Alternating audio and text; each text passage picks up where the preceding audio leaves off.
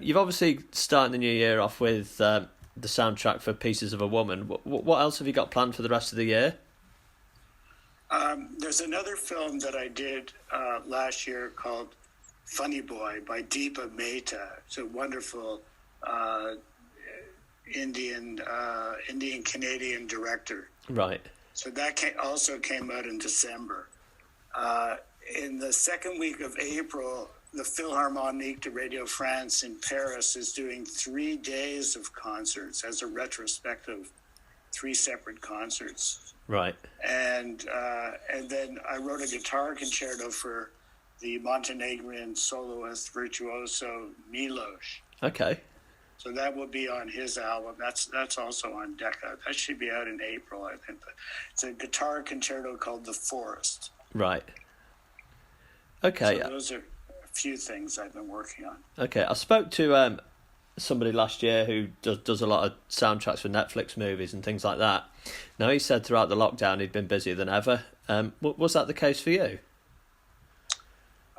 Well, we worked last year on Pieces of a Woman and on Funny Boy. I mean, those were all done remotely. We're used to working remotely well before the pandemic. I mean, quite a lot of Lord of the Rings was done in remote fashion because I'm in New York and Peter Jackson was in Wellington, New Zealand, 9,000 miles away. Yeah. Okay, so in terms of composing a movie score, could you just talk us through kind of how the process works? Well, it begins with working with a director. In the case of Pieces of a Woman, it was Cornel Mundrusco. He's a wonderfully great director who directs opera and theater in Europe. And so you want a good collaboration. You just can start with a discussion of the needs of the film in terms of music. I like to read, so if there's source material, I go back and study everything I can about the subject. I love that process of research. Yeah.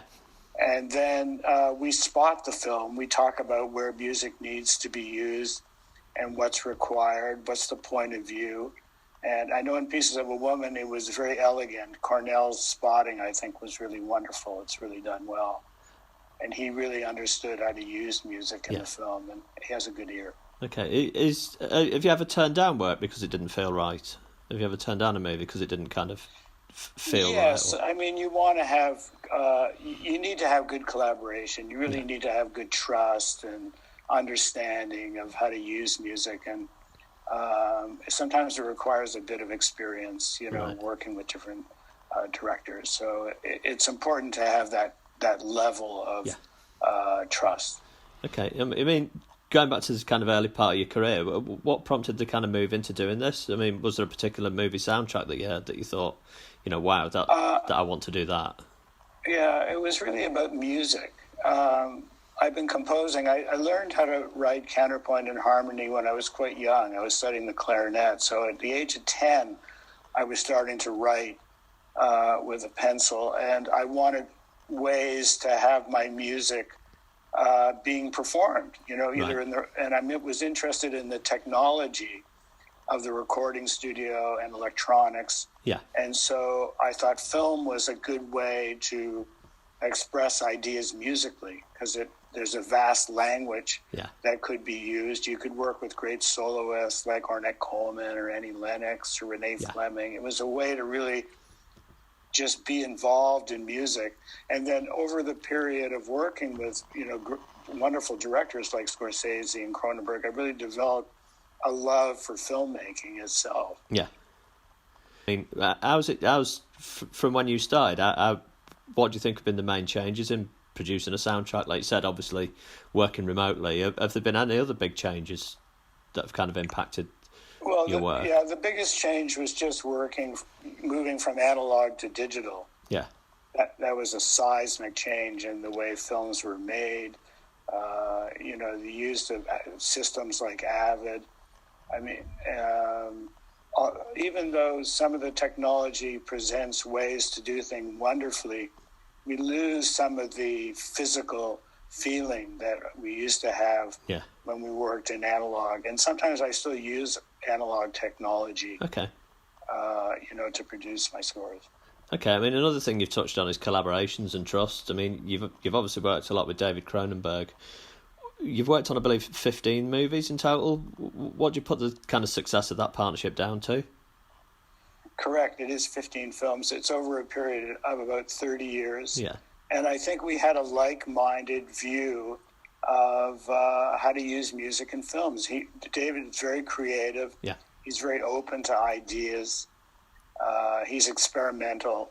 He allows you to go as far as you can, and he's generous with his ideas. He's very egalitarian with all his filmmaking associates. Okay, I mean, just in terms of your career on the whole, then, how do you feel when you first see hear the end result? Do you still get the same buzz out of it? Oh yeah. Yeah. What is that feeling like? Well, I love seeing the music with the image. I mean, it's very exciting, and I always, have a showing before the film's finished at the final mix. Yeah. So I can comment, and that's always very exciting. It's great to, when you finally have this realization of the imagery and the storytelling with the music. Yeah. So I love that part of the process. Okay. On that note, then, have you ever sat at a first viewing and thought, "Wow, that wasn't quite what I imagined it would sound like"? Well, there have been moments. I mean, there's even been moments, I know with David Cronenberg, where I've, suggested that he take something out of the film, something that I had written and produced and recorded and produced for the film. But on a complete viewing, once you have all the elements, I felt, maybe silence would be better here, or maybe you don't need to have music there. So I have had meetings with him where I've tried to sometimes take things out of the film to create more space, more room. Okay. I mean, one of the biggest movies you've worked on was obviously the Lord of the Rings and The Hobbit series. And you've talked about being a fan of reading. Were you a fan of those books prior to the movies? Well, I read the books, plural, in the 60s. Yeah. When I was traveling with a rock band. So I knew the stories, but I didn't know of the film until I received a call from Peter Jackson. Yeah. And it was so intriguing what he was doing in New Zealand that I traveled down there. And then the level of filmmaking was incredible. You wanted to be a part of it. Definitely. So, I mean, did you become a bigger fan after that? Oh, yes. Yeah, because they're stunning movies. Still am. Yeah. Yeah, I still am. I love the films are beautiful. Yeah. And the book is wonderful. Absolutely. Yeah. Okay, just talking about your career then, you've won many awards throughout your career. What's been your proudest moment? Well, I'm very grateful for the recognition that I achieved. It came at a certain point from Fellowship of the Ring onwards. Yeah. And but by then I had done many scores. Yeah. And so being a bit of a late bloomer was quite gratifying to have that kind of interest in that now in things that I had created even before Fellowship of the Ring. Oh, let me turn that off. Hang on a second. Okay, sorry about that. That's all right. I mean, you've talked about recognition. I mean, a lot of people, obviously, the music's kind of not secondary to the story, but when you're watching a film, obviously you're watching the film. But I mean, you got a lot of recognition through Lord of the Rings for the music as well. I mean, the movie obviously was the big thing, but the soundtrack as well got a lot of recognition. That must have been quite rewarding for you. Oh, definitely. Yeah, going to the Oscars was incredible, and those years. And the years after that, the many years after that, with films like Hugo and other that Scorsese film that I did, that also took us to the Oscars. Yeah. So it's been, we've had some wonderful support, really, from my peers. I'm very happy. Okay. I mean, for somebody that was looking to maybe get into this kind of career, what advice would you give them? Well, I would say, firstly, learn your craft. Learn as much as you can about composition, orchestration, conducting, if you're going to conduct, producing. Learn everything you can about electronics, about the technology, and then try to establish good relationships with other filmmakers who are of your like mind. Right. Good, with directors. Could be a director that you're interested in. Approach him, let him know your interest. It could be an editor that you know, or a cinematographer. Yeah. Be involved in filmmaking to the point that you start to work in films. Okay, brilliant. Well, we're kind of running out of time now. Just to finish, on a less serious note, you talked about going out to New Zealand for the Lord of the Rings movies. If you were offered to play any character in the movies, who would you have picked, and why? I think I did play a character in Return of the King. Right. I played a Rohan guard, so I'm happy with my role in the film. Any more plans to appear in movies then? Sorry, say that again. Is there any more movies you'd like to appear in, or is that something on your radar? Oh, I don't know. No, maybe Jeff Goldblum in The Fly. That seemed like a great role. It's a great choice.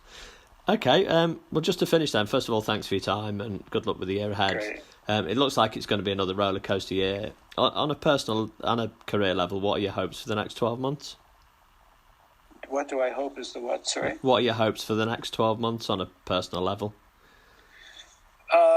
Well, I'm hoping that we can vaccinate and we can leave the pandemic behind and go back to a more normal life where we have concerts and music and gatherings. And musicians are hurting right now. We must return to some sense of normalcy. The arts have suffered enormously. So I'm really hoping for a brighter second half, I guess, of 2021. Definitely, I'll agree with that.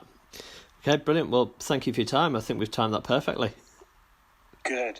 Excellent. Well, it's been a really nice talking to you. And good luck for the year ahead. You too, Graham. Thanks. Okay, no Good problem. talking to you. You too. Take care. Great.